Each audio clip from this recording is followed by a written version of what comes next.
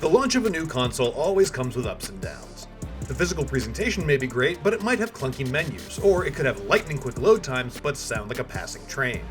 Several of our staff have now spent more than a week with the PlayStation 5 and have put together a list of things that they both really love about the newest member of Sony's console family, and also a few areas where the PS5 could use some improvements.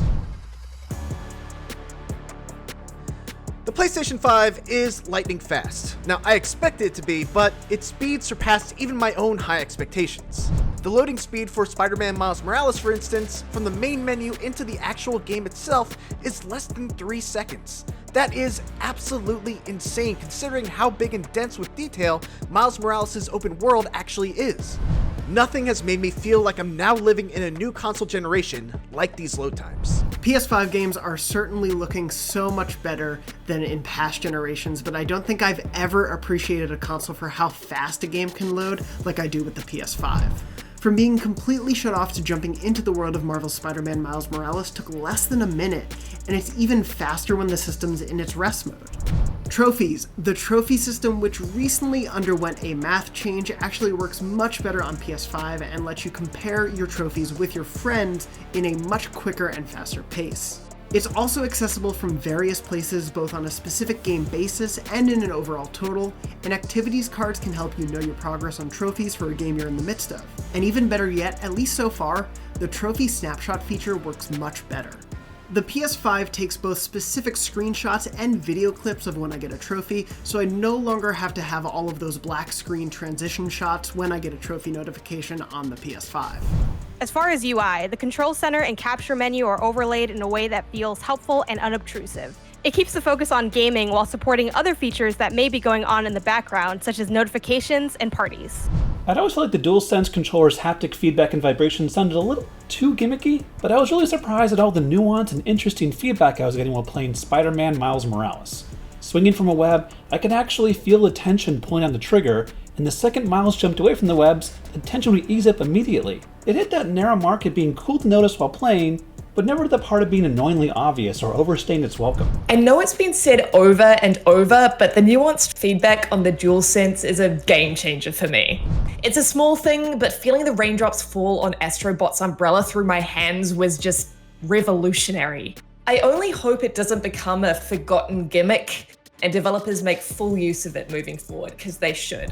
The DualSense and sound design. While the DualSense itself has been heavily marketed as having nuanced vibration and adaptive triggers, the innovations in sound design and use of the controller's speaker are what carry the immersive experience. Similar to VR, when combined, the DualSense's vibrations and generally smart sound design choices create the feeling of skating across ice or walking on a lily pad. And as a result, I can't wait to see what sound designers do with the PS5.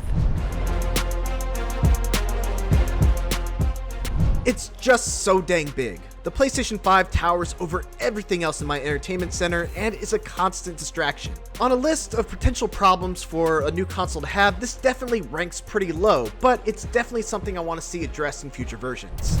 The power button and disc eject button are still side by side, and despite being slightly different sizes, they're still similar enough to mix up.